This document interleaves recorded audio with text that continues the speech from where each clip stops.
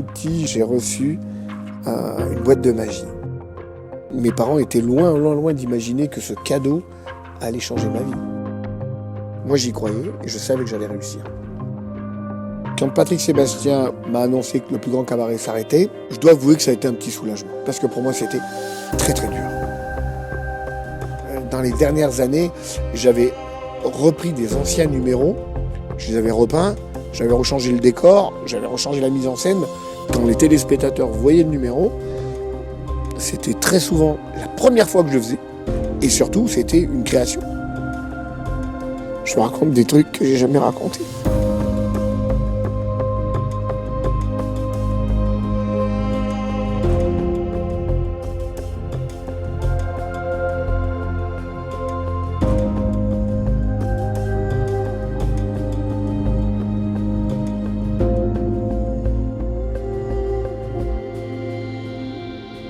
Moi, je suis né à Oran, en 1958, l'âge de Michael Jackson, mais je vais beaucoup mieux que lui. En 1962, il y a eu les événements d'Algérie. Alors, tiens, petite parenthèse, puisque tu veux qu'on se dise tout, c'est génial, les événements d'Algérie. Ça m'a toujours fait rire, et mon père aussi. Parce que c'était pas des événements d'Algérie, c'était la guerre d'Algérie. Et le gouvernement français n'a jamais voulu déclarer ça comme une guerre, parce que quand il y a une guerre, il y a des dédommagements de guerre, il y a des pensions de guerre, etc., etc. Alors que événements, c'était juste des événements où on égorgeait les gens, où il y avait tous les bâtiments qui brûlaient, et ils nous ont mis dehors quand même. Donc c'était des gros événements. Et donc mon père qui avait une usine de meubles, la plus grande usine de meubles à Oran, t'imagines bien que quand on nous a mis dehors, une usine de meubles qui a brûlé, ça a dû faire un joli feu d'artifice. Donc on est parti en 1962, et la petite anecdote, c'est que mon père a écrit au général de Gaulle. Et ça, c'était incroyable. Et il a commencé sa lettre en disant « Je vous ai compris. Maintenant, vous allez me comprendre. J'ai 4 enfants, une usine qui vient de brûler, une maison qu'on m'a volée, ma voiture qu'on m'a saisie, et mes 4 enfants dehors. J'arrive en France, que dois-je faire ?» Et le général de Gaulle, ou probablement son cabinet, lui a répondu. En disant écoutez, on vous attend à Colombey-les-Deux-Églises, parce que j'habite à Colombey-les-Deux-Églises, et à Colombey-les-Deux-Églises, on a la particularité de ne pas avoir de menuisier. Et mon père est arrivé à Colombey-les-Deux-Églises. On n'habitait pas tout à fait à Colombey, on habitait juste à côté, à Rennes-Pont. C'était la ville qui touchait Colombey. Mais moi, j'allais à l'école à Colombey-les-Deux-Églises. Et mon père était donc venu le menuisier de Rennes-Pont, de Colombey. Et j'avais plaisir à dire que mon père était le menuisier du général de Gaulle. Pas tout à fait, c'était le menuisier du village. Mais comme il était le seul et que son plus gros client était le général de Gaulle, il travaillait pour lui. Voilà. Donc on est arrivé d'Algérie directement à Colombey-les-Deux-Églises. Mon père, à 33 ans, il avait déjà réussi sa vie. Il avait une belle maison, il avait un très beau commerce, une belle usine, et on est reparti avec rien, zéro. Ma mère pleurait tous les soirs. Ah bah oui, quand on est arrivé, on habitait une petite bicoque, après on est habité dans les HLM. Alors, aussi petite parenthèse, toutes ces cités qu'on voit de partout, les cités à problème, c'était à l'époque fait pour les rapatriés d'Algérie. Parce qu'il fallait très vite loger tout ce monde-là. Donc c'est pour ça qu'on appelle ça des cages à poules, parce qu'ils avaient fait un plan d'un immeuble et que chaque mairie avait le droit, le devoir de construire des immeubles pour les rapatriés d'Algérie. Alors après, petit à petit, tous les rapatriés, les pieds noirs, comme on les appelait, ont refait leur travail, leur carrière et tout ça, comme mon père. Et on a quitté ces cités-là. Et mes parents, vous imaginez, bien sûr, ils ont tout recommencé à zéro. Il faut se mettre à la place. Imagine que maintenant, je te pose la question à toi. Je dis voilà, aujourd'hui, tu es là, très bien, impeccable. T'habites dans une jolie petite ville, t'as probablement un petit appartement sympa, t'as une petite vie que t'es en train de construire et tout ça, puis on te dit stop, demain tu t'en vas. Tu t'en vas dans un autre pays, mais tu laisses tout. Mais comment je laisse tout? Tu laisses tout. Tu laisses ta maison, ta voiture, tes affaires, tu pars, dehors. Tu prends ce que tu as, une valise, deux accessoires, et puis c'est fini. Et tu recommences tout. Tout, tout, tout. C'est-à-dire que tu laisses ton appareil photo, tu laisses ta caméra, tu laisses tout. Ah mais tu laisses tout. C'est ce qu'on lui a dit. Et ils sont venus, quand ils disaient, les pieds noirs, ils disaient, on est parti une main devant, une main derrière, ça veut dire nu, à poil, une main devant, une main derrière. On se cachait le sexe, ils étaient à poil. Et ça a dû être très très dur. Moi je sais que si aujourd'hui on me dit stop, tu laisses tout. Tu vois, toute cette magnifique salle, on dirait, tu laisses ton matériel, tes accessoires, tes camions, tout ce que tu as construit, tu t'en vas. Ben, c'est exactement ce qui s'est passé à mon père. Moi je pourrais pas. Je pourrais pas laisser. Et reconstruire tout, mais la vie s'arrête, quoi. Tu vois, c'est terrible. Mon papa m'a appris à construire les boîtes, les meubles et tout ça. Aujourd'hui, si je sais travailler le bois, c'est grâce à mon père. Si je sais sculpter, c'est grâce à mon père. Si je connais le dessin, c'est aussi grâce à mon père, parce qu'il savait dessiner. Et puis, évidemment, il créait ses propres meubles. Ma mère, qui était couturière, c'est elle qui m'a appris à la couture. Donc, à l'époque, je faisais mes propres costumes. Donc j'ai eu une enfance très heureuse. On était 4 enfants, puis j'ai ma petite sœur qui est née à Chaumont, puisque c'était la ville à côté de Colombey, les deux églises, l'hôpital de Chaumont. Donc après on était 5 enfants et 5 gamins qui foutaient le bordel dans la maison. Et moi je fabriquais des tentes, je fabriquais des trucs, des machins dans la maison. Et on vivait à 5, 7 dont 8, parce qu'il y avait ma grand-mère qui vivait avec nous, dans un petit HLM de 3 pièces qui s'appelait la Cité des Tordières, à bord de péage, voilà, à côté. Bon. Et aujourd'hui, je suis très fier, parce que j'habite dans une très belle maison, Art déco, 1930, que mon père a acheté, et j'habite encore dans la maison familiale. C'est-à-dire que depuis tout petit, mon père, il me disait toujours, toi, tu as une très bonne étoile. Et aujourd'hui encore, je le constate, il y a des gens qui disent qu'ils n'ont pas de chance, qu'ils ont de mauvaises étoiles. Moi, j'ai toujours dit que j'avais une très bonne étoile. Beaucoup de choses m'ont souri dans la vie, et la magie m'a énormément, énormément aidé, et j'ai eu beaucoup de chance grâce à la magie. Voilà, je me posais tout le temps des questions, je voulais toujours chercher à comprendre, tout le temps, tout le temps. Je me rappelle très bien qu'un jour j'ai démonté les toilettes de ma mère, j'avais vu des boulons, je les ai défaits avec une petite pince, je voulais savoir où l'eau allait dessous. Ouais, j'avais démonté. Ma mère me dit, mais qu'est-ce que tu fais? Je dis, maman, je veux savoir où l'eau. Elle me dit, mais l'eau, elle va en bas, mais cherche pas. Moi, déjà, à l'époque, j'avais 6-7 ans, j'avais démonté les toilettes. Ça m'a fait marrer. Et puis, j'aimais bien construire, j'aimais bien chercher. Donc, j'ai vu un jour un magicien à la télévision. Il s'appelait Kassaji. C'était un magicien tunisien. Et il faisait un truc extraordinaire, mais vraiment extraordinaire. Il prenait une feuille de journal, il a déchiré. Il a mis tous les petits bouts dans sa main, il a soufflé, et là, il y avait la feuille reconstituée. Un tour que tous les magiciens connaissent, un vrai classique, un truc pas très, très, très extraordinaire, mais bon, à l'époque, haut de mes 8 ans, j'étais waouh, maman, comment il a fait? Et ma mère me disait, mais je sais pas, c'est de la magie. Et moi, je disais, mais maman, mais dis-moi comment il a fait. Dis-moi comment il a fait. Et elle me dit, mais non, je sais pas, c'est des trucs, je sais pas, c'est de la magie. Et ma mère, qui connaissait très très bien le Père Noël, eh bien le cadeau de Noël avait été tout trouvé pour moi. J'ai reçu une boîte de magie. Et c'était la boîte de magie de Kassaji. Voilà. Et habituellement, cette boîte de magie, peut-être que tous les enfants, ou les 90% des enfants, au bout de 2 mois, ça finit au fond du placard, quand on a découvert un petit peu comment ça fonctionnait, puis qu'on avait étonné un peu sa famille, et puis c'était tout. Moi, les tours de magie, je les connaissais par cœur. Par cœur. Et mes parents étaient loin, loin, loin d'imaginer que ce cadeau allait changer ma vie. Et là, pour la fête des écoles, tout a basculé. La maîtresse me dit, bon, allez les enfants, on va apprendre une chorale, on va chanter et tout ça pour la fête des écoles. Et c'était la kermesse. Et moi, j'avais une voix de casserole. Alors déjà que j'étais interdit de chant. Oui, j'étais interdit de chant parce que la maîtresse, elle me mettait, il fallait que je dorme comme ça sur le bureau. Et puis on faisait des vocalises du style ouaé, ouaé, ou. Et moi, il fallait pas que je le fasse. Et même sous mon bureau, je faisais ouaé, et j'entendais Bitoun, tais-toi. Et je dis, mais comment elle m'a reconnu? Mais parce que j'entends juste, mais qu'est-ce que je chante faux? C'est impossible. J'arrive pas à chanter, c'est impossible. J'avais pas droit à faire cette fête des écoles. Ça, c'est terrible. Quand vous avez tous vos copains qui vous préparent, que les mamans préparent les costumes et tout ça, pas moi.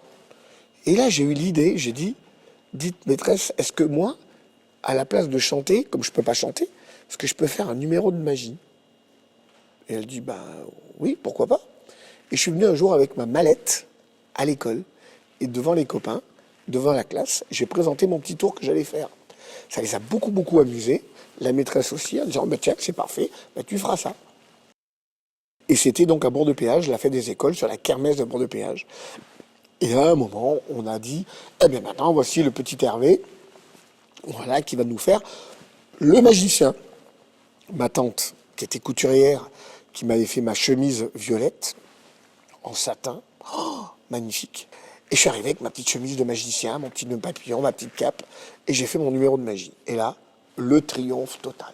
Évidemment, tous les copains étaient dans la salle, les parents, waouh, formidable et tout ça. Le succès a dû me monter à la tête, et c'était décidé. J'ai dit, waouh, c'est trop bien, c'est trop trop bien. Quand je serai grand, je serai magicien. C'est trop bien. Parce que là, enfin, j'avais suscité l'admiration des grands, des parents. Et quand tu es petit, tu as 8 ans, et que les gens ils t'applaudissent et qu'ils te font « Waouh, mais c'est trop génial ce que tu fais oh !» Et là, tout d'un coup, tu deviens quelqu'un. Et ça m'avait marqué. Et pendant longtemps, mes parents m'ont dit « Bon, Hervé, tu veux faire quoi quand tu seras grand ?» Alors moi, je dis « Magicien. » Non, non, mais ça, on a compris. Non, mais comme métier, tu veux faire quoi? Je disais « Mais je veux faire magicien. » C'est pas un métier, magicien. Tu vas faire l'artiste. Non, ça va, quoi. Il faut que tu gagnes ta vie. Et ça, j'arrivais pas à assimiler le pourquoi je gagnerais pas ma vie en faisant de la magie. Pourquoi c'est pas un métier d'être magicien? Les magiciens, c'est bien. Et puis quand tu es petit, tu t'en fous de gagner de l'argent. Pendant longtemps, j'avais une maladie que personne n'avait trouvée, et moi non plus. En fait, je suis dyslexique. Mais vraiment, aujourd'hui, encore, je m'en aperçois. Quand je note un numéro de téléphone, le gars, il me dit 13, j'écris tout de suite 31. Et puis, non, mais je dis, merde, il m'a dit 13, pourquoi t'écris 31? Il se passe quelque chose dans mon cerveau qui fait un truc miroir. Aujourd'hui, quand je lis un livre, je suis incapable de comprendre la phrase que j'ai lue du début jusqu'à la fin, si je la lis pas 2 fois. C'est fou quand même. À 64 ans, de ne pas savoir lire. Je sais pas lire. Je suis obligé de lire une phrase, tac, je vais au bout. Alors, qu'est-ce que j'ai dit? Je dois mettre dans mon cerveau quelque chose de miroir à l'envers. Je relis et là, je commence à comprendre ce que je dis. Je n'étais pas un très bon élève à l'école. Pas un très bon élève, j'étais même mauvais élève. Ma mère, elle pensait que j'étais un cancre. Et à l'école, j'allais dans les classes de transition. C'est des classes où on mettait les abrutis. Et moi, je savais que j'étais pas un abruti et que j'avais l'esprit vif. Et les professeurs le savaient, parce que j'ai revu il y a pas très longtemps des professeurs qui m'ont dit, mais on savait qu'il y avait quand même quelque chose de particulier avec toi. Mais cette maladie, elle n'a pas été, je sais pas, trouvée à l'époque. La dyslexie, on n'en parlait pas. Et donc c'est moi qui m'en suis aperçu tout le temps. Quand j'ai discuté après bien plus tard, à 40 ans, 50 ans, quand je discutais avec les docteurs, je dis mais pourquoi quand je dis 13 et que j'écris 31, elle me dit parce que tu es dyslexique, il y a un truc dans le cerveau qui se fait à l'envers. Et que j'arrivais pas à lire et tout ça. Elle me dit mais que tu es complètement dyslexique. Et aujourd'hui aussi. Et la petite vengeance personnelle qui a été mignonne, c'est que j'allais au collège de l'Europe à Bourg-de-Péage. Et donc j'ai fini la classe en 6e, obligatoire comme tout le monde. Puis après on m'a balancé dans la nature parce que je pouvais pas continuer à faire quoi que ce soit puisque j'avais fait plus de 10 fautes à ma dictée. Mais ça c'était incroyable. Ils ont fêté les 100 ans du collège et devinez qui était l'élève d'honneur. Eh ben c'était moi. Et ils m'ont dit est-ce que tu acceptes de venir pour la cérémonie? Et moi je leur ai dit j'accepte à une seule condition, que je puisse garer ma voiture dans la cour. Et la maîtresse, elle a dit, mais non, mais on a des places devant, des places pour garer, de parking. Je dis, non, non, je veux garer ma voiture dans la cour. Ou sinon, je viens pas. Et elle comprenait pas, elle me dit, mais Mais il y a le parking devant la classe. Le portail s'ouvre et t'es à quelques mètres. Je dis non, je veux rentrer ma voiture dans la cour. Et alors elle me dit, ah oui, je crois avoir compris. Et elle a pensé que j'étais handicapé. Elle m'a dit, ah oui, d'accord, je pense pour comprendre. Oui, je comprends. Et c'était complètement faux. Quand je suis arrivé, ils m'ont ouvert le portail et je suis arrivé avec ma Rolls. Et pour...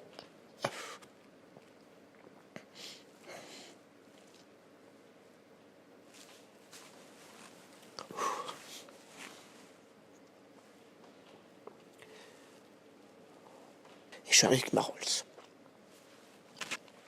Et cette image, je l'ai encore aujourd'hui. Il y avait tous les profs qui étaient là. Et j'avais envie de... C'était une petite vengeance personnelle. Parce que la Rolls, c'est une vieille Rolls que j'ai achetée. C'est symbolique. C'est pas une Rolls maintenant qui valait une fortune. Mais c'est le côté symbolique. Je voulais m'acheter une Rolls parce que pour moi, c'était le symbole de la réussite. Voilà. Et j'avais envie de montrer à ces professeurs qui, pendant très longtemps, dont notamment une dame qui m'avait énormément vexé, qui avait dit à mes parents, votre fils, il fera jamais rien dans la vie, il sera un cancre. Parce que, voilà, il fait des fautes d'orthographe, mais c'est, voilà, du style, avec un bourricot, vous en ferez jamais un cheval de course. Voilà. Et mon père, il m'avait regardé avec des yeux. Il m'aimait bien, mon papa, parce qu'il savait que j'étais... Mais merde, c'est quand même un cancre, mon fils, quoi. Si le professeur le dit, c'est que c'est vrai. Et ce jour-là, quand je suis arrivé avec la Rolls, eh ben, j'ai eu une petite... Et c'est pour ça que je suis venu avec ma voiture pour vous montrer que même en étant un cancre, on peut réussir dans la vie. C'est drôle parce que j'étais avec mon copain Didier Guillaume. Et Didier Guillaume, il est ministre. Il est ministre maintenant. Il était député, il était le maire de la ville, ministre, etc. Maintenant, c'est un ministre.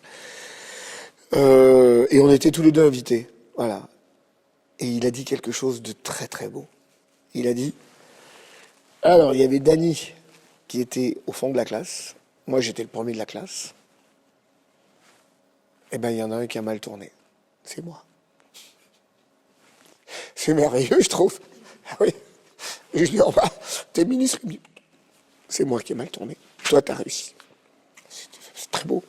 Bon, maintenant, je me dis, oui, ça m'embête un peu parce que même aujourd'hui, je suis en train d'apprendre un texte pour mon nouveau spectacle. C'est une pièce de théâtre.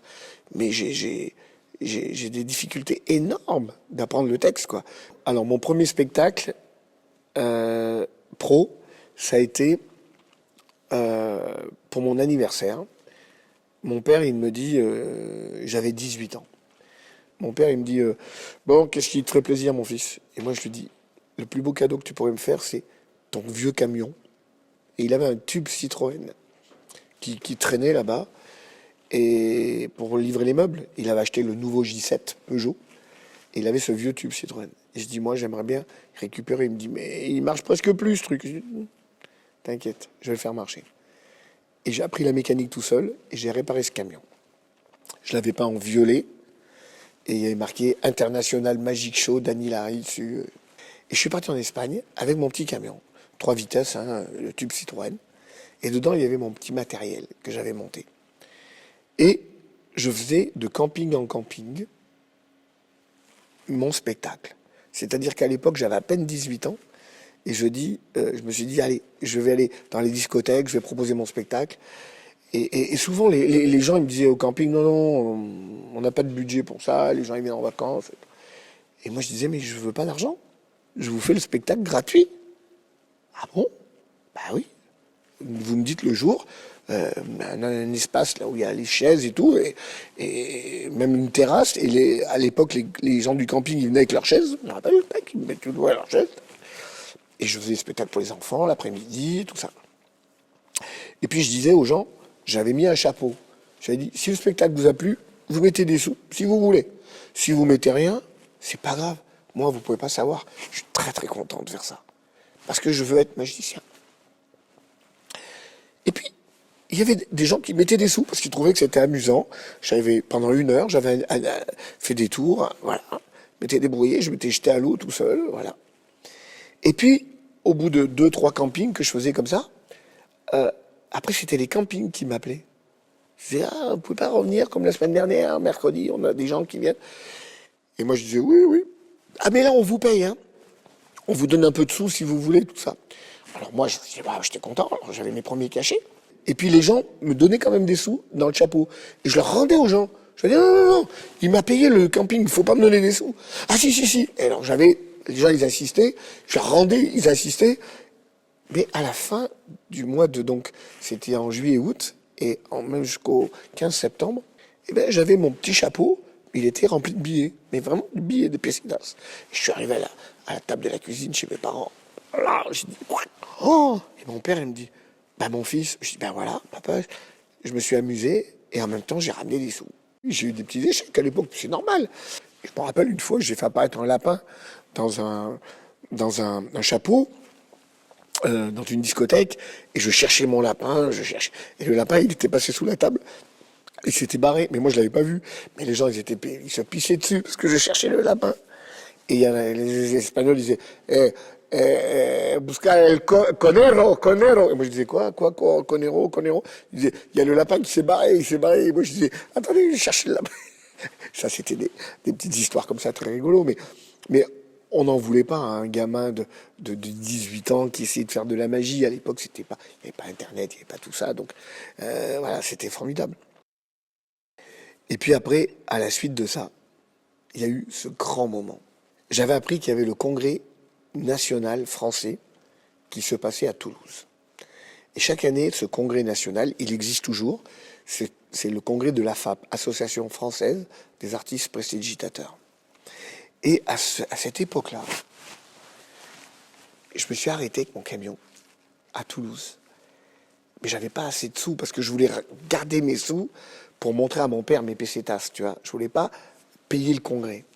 Et pour pas payer le congrès, parce que j'étais pas très riche, j'avais pas d'argent, j'avais compris que en faisant le concours du congrès, on avait la gratuité du congrès. Et donc j'arrive là-bas au congrès, la fleur au fusil, et je dis bonjour, voilà, je voudrais m'inscrire au concours. Et le gars me dit mais non, jeune homme, mais les concours, il y a longtemps qu'ils sont clôturés. Il y a les programmes qui sont faits, on a la liste des gens. C'est maintenant le congrès, on ne peut pas te prendre au concours comme ça. Et moi, je dis ah bon? Et le gars, il me dit mais par contre, tu peux t'inscrire au congrès, assister au congrès qui dure 3 jours, vendredi, samedi, dimanche. Et moi, je dis ah non, non, je ne vais pas pouvoir rester au congrès. Il a vu dans mes yeux une déception terrible. Il a dit regarde, ce gamin, il est venu faire le concours parce qu'il n'a pas l'argent pour payer le congrès. Et il me dit, je vais voir ce que je peux faire. Il part dans les bureaux derrière, là, derrière le comptoir, et il revient 2 minutes après. Et il me dit, bon, écoute, on s'est débrouillé, il y a une petite place, tu peux faire le concours. Mais c'est bien ce que tu fais. Et moi, je dis, bah écoute, j'ai monté un numéro de Pierrot avec une grande lune où je me transforme en arlequin. Il a vu les photos, il m'a dit, ah oui, c'est rigolo, ça c'est joli. Tiens, ça va changer de tous ces magiciens en queue de pie avec les cartes à jouer, les machins. Et c'était le numéro que j'avais créé à l'époque. Le congrès se passe très bien, et au moment où les derniers concurrents sont passés, le présentateur dit, les gens commençaient à se lever pour partir. Il dit, attendez, asseyez-vous. On a un jeune dernière minute qui s'est inscrit, il s'appelle Dany Larry, on ne connaît pas. Et le mec, il m'a fracassé. C'est-à-dire qu'il a dit tout ce qu'il fallait pas faire pour me mettre en valeur. Il a dit, il s'est inscrit au dernier moment, on ne sait pas ce que c'est, on l'a pris pour lui faire plaisir, un dernier concurrent, Dany Larry. Et là, les gens commençaient à se lever, se barrer. Ils s'en foutent du dernier concurrent, ils en ont lu depuis ce matin. Puis le rideau s'est ouvert, et ils ont vu cette grande lune de 3,50 m de haut lumineuse, et un Pierrot. Et waouh, le côté visuel était très beau. À l'époque, j'adorais tout ce qui était visuel. Et là, petit à petit, je voyais les gens qui se sont rassis, tout doucement, tout doucement, tout doucement. Et j'avais un numéro très poétique où je faisais apparaître des ampoules dans les doigts comme des petites étoiles. Je multipliais des bougies. J'avais un petit chien petit caniche en peluche que j'avais posé. Ce petit caniche, je faisais des tours pour lui. Et à la fin, pour l'amuser, je me transforme en une seconde en arlequin. Et là, tout devient joyeux. Mon arbre, il se met à fleurir de couleurs et tout ça. C'était un numéro très poétique qui sortait de nulle part. Et là, les gens, waouh, waouh, waouh, waouh. Standing ovation. Je savais pas ce que c'était. Je croyais que les gens étaient debout pour applaudir, pour partir plus vite. Je savais pas. Et à la remise des prix, il y avait tellement de points d'écart entre moi et le deuxième qu'ils ont annoncé quelque chose qui n'est jamais nulle part arrivé une autre fois. Ils ont dit, pour la remise des prix, on a tous été d'accord, pas de troisième prix, pas de deuxième prix et pas de premier prix. On dit, mais ils ont tous perdu là. Par contre, un grand prix du Congrès décerné à Danny Larry. Et les mecs, ils cherchaient sur le programme, ils disaient, mais il est où ce mec? Ah oui, c'est le gars qui est venu au dernier moment. Donc, je me suis inscrit gratuitement en faisant le concours, mais pas pour gagner, parce que j'avais pas les moyens de payer, et je me retrouve du jour au lendemain champion de France de magie. Bon, révélation. Tout le monde de la magie parlait de ce phénomène d'un gamin qui s'appelle Danny Larry avec une lune et qui est champion de France et que personne connaissait. Je suis rentré chez moi avec la coupe et j'ai dit à mon père, papa, je suis champion de France de magie. Et voilà, et j'ai ramené tout cet argent. Et là, mon père a dit, bon, là, mon fils, là, je suis fier de toi. Je crois que si tu as envie de faire ce métier, fais-le. Pourquoi je m'appelle Danny Larry? Alors, ma tante était une couturière, mais pas n'importe quelle couturière. C'était la couturière de Alain Manoukian. Ils avaient un magasin qui s'appelait Danny Lann. Alain Manoukian, c'était mon oncle. Mais pas du tout. Pas du tout mon oncle. Mais moi, je croyais que c'était mon oncle. Parce que quand j'étais petit, j'allais au magasin de ma tante. Et ma tante, Gabi, disait Hervé, t'as pas fait bisou à tonton Alain? Eh ben moi, je fais un bisou à tonton Alain. Bonjour tonton Alain. Voilà. Le jour où on a cherché un nom, c'est ma petite sœur qui m'a dit ah mais attends Hervé, si tu veux devenir magicien, il te faut un pseudonyme. Je lui dis pseudonyme. Ben oui, Johnny Hallyday, il s'appelle pas Johnny Hallyday, hein. Il s'appelle Jean-Philippe Smet, mais son vrai nom, c'est ça. Mais pour être un artiste, il faut avoir un nom d'artiste. Ah bon? Et avec ma petite sœur, on a cherché un nom d'artiste. Et moi, j'ai dit Danny Lann. Elle me dit ah non, ça c'est déjà pris. Parce que c'est le magasin de tonton. Ah oui, d'accord. Parce que j'aimais bien ce nom. Et elle me dit, bon, ben, Danny Larry. Ah oui, ça c'est bien ça. Je fais un nom simple, Danny, parce qu'à l'époque, j'aimais bien les choses simples et efficaces. Danny Larry, comme Danny Lann, mais Larry. Parce que, elle dit, en anglais, ça fait des connotations Larry. Oh, très bien. Et c'est ma sœur Brigitte qui m'a trouvé mon nom, Danny Larry. Mais j'étais jeune, j'avais 13 ans. Et j'avais écrit sur la boîte aux lettres des Tordières de la cité où j'habitais, au stylo, Danny Larry, magicien, c'est sur une petite étiquette. Et le lendemain, il y avait un mec qui a rajouté « et ta sœur » au stylo. À l'époque, ça m'avait ça m'avait vexé. Il y avait pourquoi il a mis « et ta sœur » Et maintenant, ça me fait marrer. Parce que, comme quoi, depuis le début, quand tu fais quelque chose de différent des autres, tu déranges les gens. Voilà. Le « et ta sœur », ça serait... Je m'en rappelais. Voilà. On parle de ça, j'avais 13 ans. Hein. Mon pseudonyme, je l'ai eu à 13 ans. Voilà. Mais ça y est, je commençais à être magicien. J'avais déjà un nom d'artiste. Voilà. Pour parler de la famille, quand j'ai fait mon premier Olympia, j'avais réservé une place...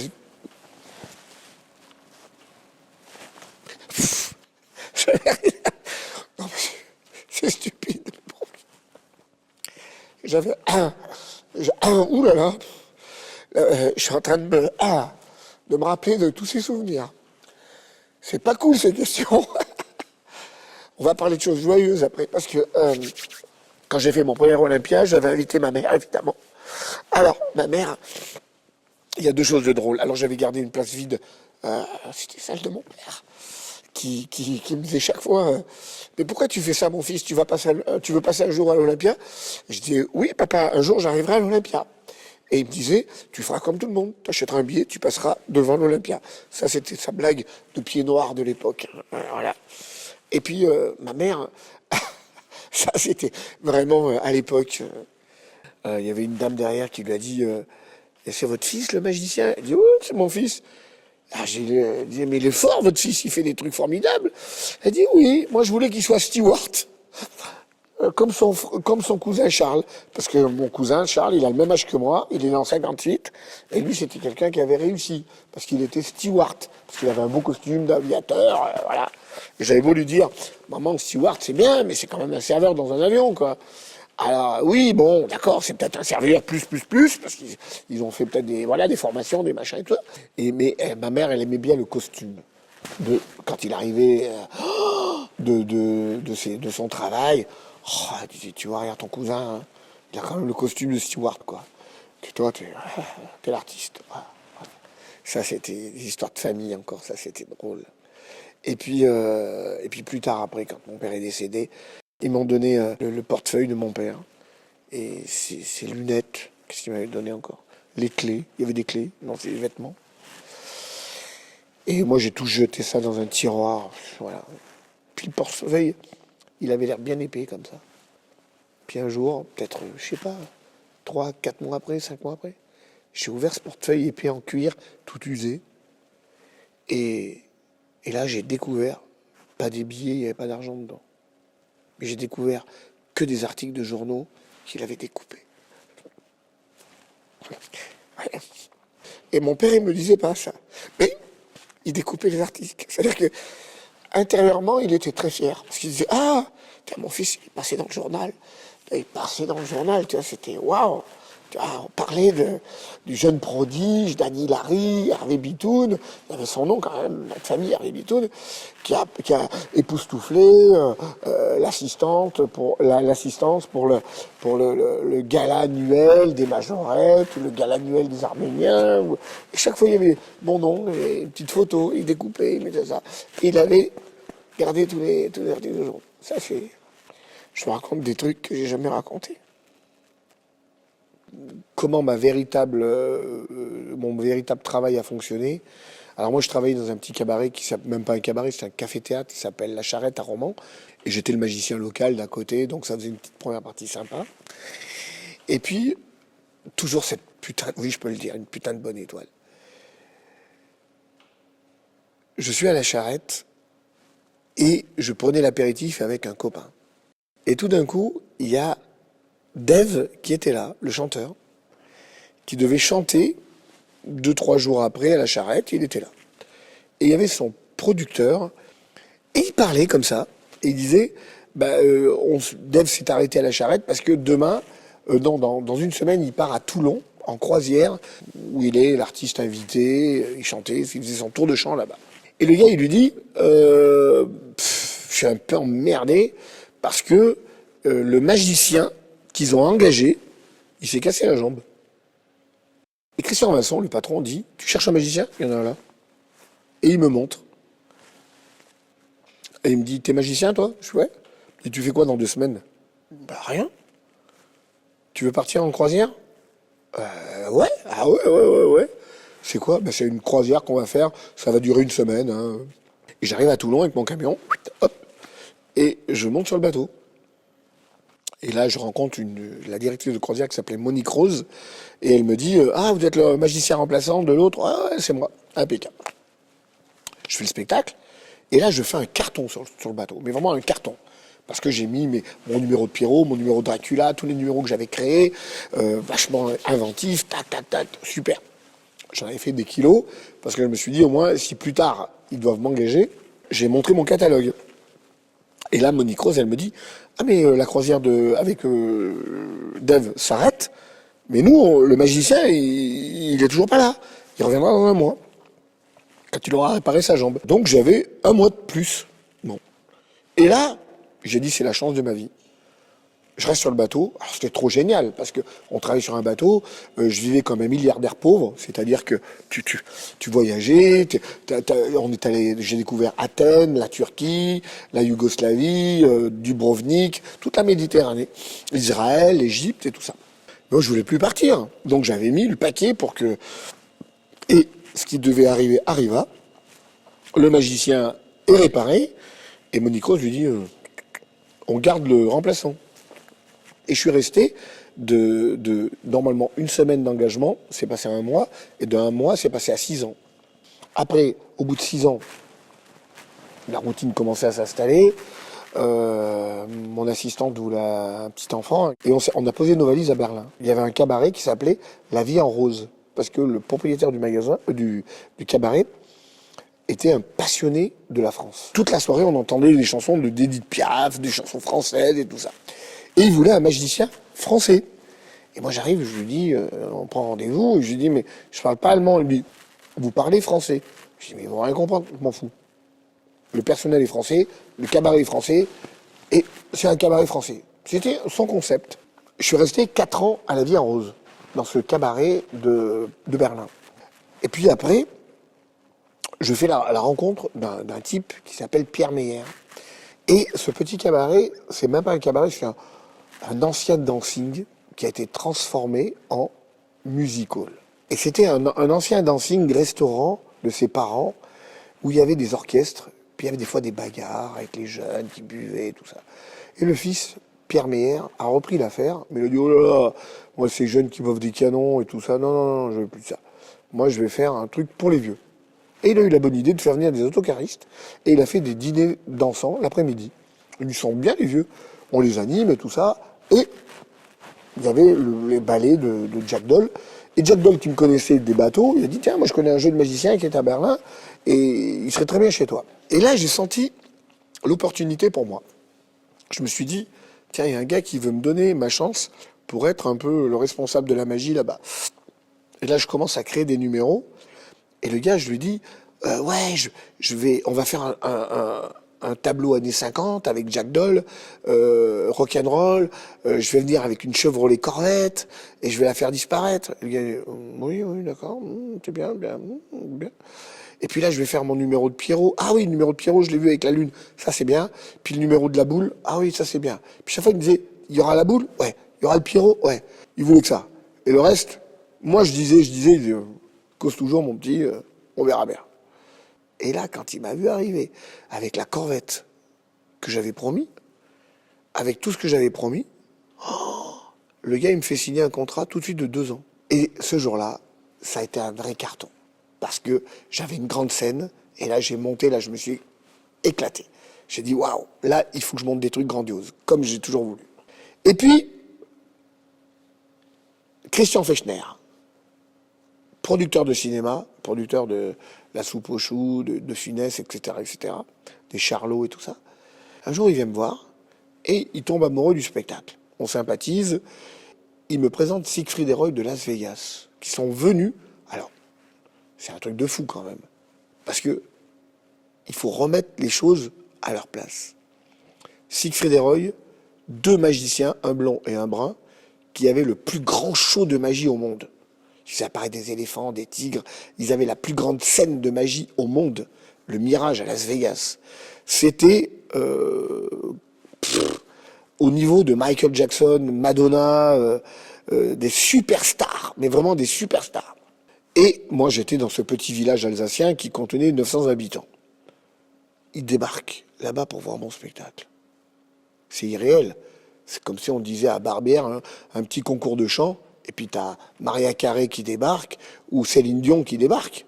Ils sont tombés amoureux de mon spectacle en disant, mais d'où ça sort tous ces trucs? Et là, ils ont dit, je dis, c'est moi qui les ai inventés. Ils me disent, mais même la boule d'eau et tout, mais c'est incroyable. Puis après, ils m'ont dit, Et à 32 ans, je me suis retrouvé concepteur des effets spéciaux et des trucages de Siegfried et Roy à Las Vegas.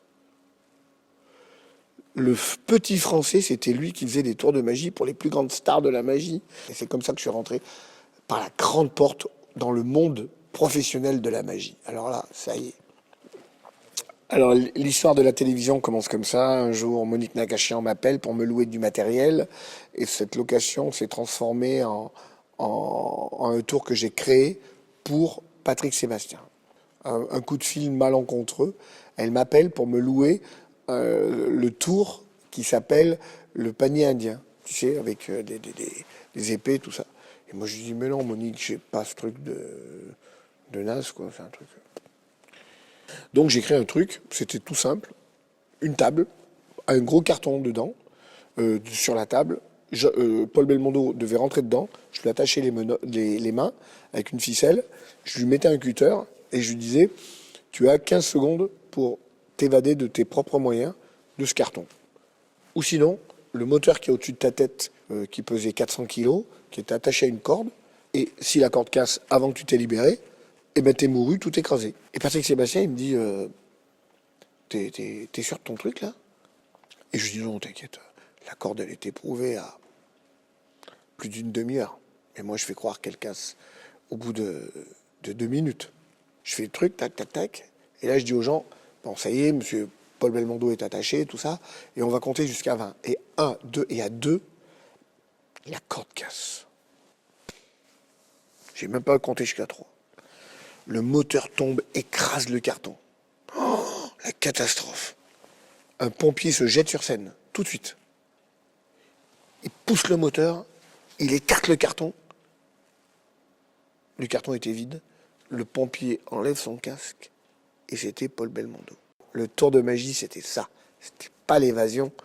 C'était Paul Belmondo a disparu, c'était le pompier qui arrivait pour le sauver. Patrick Sébastien, au moment où c'est arrivé, il m'a traité de tous les noms d'oiseaux de la planète.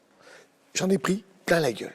Mais il m'a dit, mais tu m'as foutu la trouille de ma vie, mais t'es un grand malade, mais c'est trop génial ton truc, c'est trop génial. Il me dit, tu me le fais comme ça, hein, demain à l'enregistrement. Hein. Et moi je lui dis, mais ouais, mais j'ai créé le truc pour toi. Elle me dit, mais c'est pas possible. Il y avait 2 semaines, on savait même pas qu'on allait prendre Paul Belmondo. Je dis, je sais, Monique Nakachian m'a appelé il y a 2 jours. Et la magie, la fameuse étoile, a opéré. Au moment où je passe avec mon plateau, il y avait Patrick Sébastien et moi, c'était à la cantine, le plateau, la cantine de la télé. Monique Nakachian arrive et entend cette conversation. Et elle dit, non, je t'assure, Patrick, Dany a créé le numéro pour nous. Paul Belmondo, le moteur, le machin. Elle dit, mais comment t'as créé? En 2 jours, t'as créé ça? Je dis, oui. Elle dit, mais tu peux venir la semaine prochaine? Tu me crées un autre truc? Oui. Et quand il a vu que j'avais créé 2-3 numéros sur demande très rapidement, tu m'intéresses. Tu es capable de me faire tous les mois un numéro. Et c'est comme ça que je suis rentré à la télévision. France 2 en demande 4 autres. Et moi, les 4, two finger in the nose. Hein. J'avais de la marchandise avant. Hein. Donc j'avais pas mal de tours d'avance. Mais j'avais pas de tours d'avance pour aller jusqu'à 20 ans. J'avais pour aller 1 an. Oui, 1 an. Ça faisait 12 numéros. 12 numéros, j'en avais créé 12 numéros. Puis après, l'année d'après, il fallait 12 numéros. Puis l'année d'après, encore 12 numéros, etc., etc., etc. Et à la fin des 20 ans, ça faisait beaucoup de 12 numéros, tout ça. Quand les téléspectateurs voyaient le numéro, c'était très souvent la première fois que je le faisais. Ça, les gens ne savent pas. Parce que j'avais pas le temps de créer en 1 mois un numéro et de le répéter. Boum, première fois que je le faisais. Et surtout, c'était une création. Et ça, le mois d'après, c'était pareil, parce qu'il y avait ce challenge, cette carotte, où tous les mois, il y avait ce truc. Et j'ai tenu 20 ans comme ça. Quand Patrick Sébastien, ou plutôt Nana, sa femme, m'a annoncé que le plus grand cabaret s'arrêtait, je dois avouer que ça a été un petit soulagement. Le soulagement, oui, parce que pour moi, c'était très, très dur. Vraiment, à un moment, j'ai même, dans les dernières années, j'avais repris des anciens numéros, je les avais repeints, j'avais rechangé le décor, j'avais rechangé la mise en scène. Même lui, il se rappelait même plus. Il me dit, ah putain, c'est génial ce truc. J'ai pas osé lui dire, tu sais que ça fait 3 ans que je te l'ai fait, ce truc-là. Mais il le reconnaissait même plus. Et puis il en avait tellement vu. Et les téléspectateurs en ont tellement vu que personne n'était capable de savoir que j'avais fait ça il y a 3 ans. Donc, je commençais à tourner en rond, quoi. J'ai jamais fait fortune avec la magie. Tout ce que j'ai gagné, c'est tout là. Moi, j'ai tout réinvesti. Toujours dans mon spectacle. J'ai un patrimoine énorme de tours de magie qui valent une fortune. Par exemple, le truc de la boule d'eau de Siegfried et Roy, à l'époque, ça valait 200 000 francs. C'était beaucoup d'argent. Tous les tours de magie coûtent énormément d'argent. Ce que j'ai fait pour Johnny Hallyday, ça a coûté énormément d'argent. Ce que j'ai fait de partout pour tous les artistes, pour tout ça. Et cette salle que j'ai achetée, c'est une vieille usine que j'ai retapée. Et j'ai refait des loges toutes neuves pour le moment. Et je suis en train de faire un parking et tout ça. Mon patrimoine, il est là. il est là. Mais je suis très riche dans ma tête. La première chose, c'est de croire à ce qu'on a envie de faire. Je crois qu'aujourd'hui, alors c'est plus facile et plus difficile en même temps. C'est-à-dire que pour un gars qui veut se lancer dans la vidéo et qui veut réussir, il y a un moment où, s'il a du talent, il ne peut pas passer inaperçu. C'est pas possible. C'est pas possible. Inévitablement, pas aujourd'hui, pas demain, mais après-demain, il y a quelqu'un qui va repérer ça. Et puis, il faut toujours enfoncer le clou avec le même marteau et au même endroit. Faut pas se disperser. Faut pas aller là, là, là. Parce qu'après, on arrive à faire un petit bout de tout, mais pas vraiment quelque chose qui t'identifie. Donc moi, je me suis mis dans la grande illusion. La grande illusion, c'est les grands numéros spectaculaires, comme la femme coupée en deux, la lévitation, l'apparition de la voiture, voilà. Et j'ai toujours resté là-dedans. Et dans cette marque de fabrique qui est les décors, la mise en scène et tout ça. Donc, j'ai envie de dire à quelqu'un, crois. Parce qu'il n'y a que toi qui peux y croire. Parce que moi, au début, quand j'étais petit, on me disait, magicien, tu peux pas nous faire disparaître tes taches de ton blouson. Voilà. On se foutait de ma gueule. Donc, moi, j'y croyais et je savais que j'allais réussir. Ça, c'est la première des choses. La deuxième, c'est, il n'y a pas à tortiller. C'est le travail. Le travail. Et puis la chance, elle est à tout le monde, la chance. Tout le monde peut acheter un billet de loto. Tout le monde peut gagner au loto. La chance, elle appartient à tout le monde. Le gars qui dit « j'ai pas de chance », non, c'est pas vrai. Tout le monde a la même chance. C'est-à-dire qu'il faut se donner la possibilité d'avoir de la chance. Il faut la provoquer, la chance. Et ben moi, la chance, je l'ai provoquée quand j'ai été dans les campings avec mon petit chapeau. Et ben j'y suis allé. Et j'y suis allé. Et aujourd'hui, je suis encore là et je travaille tout le temps. Je prépare des nouveaux spectacles, je monte mon matériel, je travaille avec mon fils. On n'a pas de résultat sans travail. J'ai envie de dire, t'es passionné, tu y vas, tu fonces et tu te donnes la chance de réussir. C'est tout. Voilà.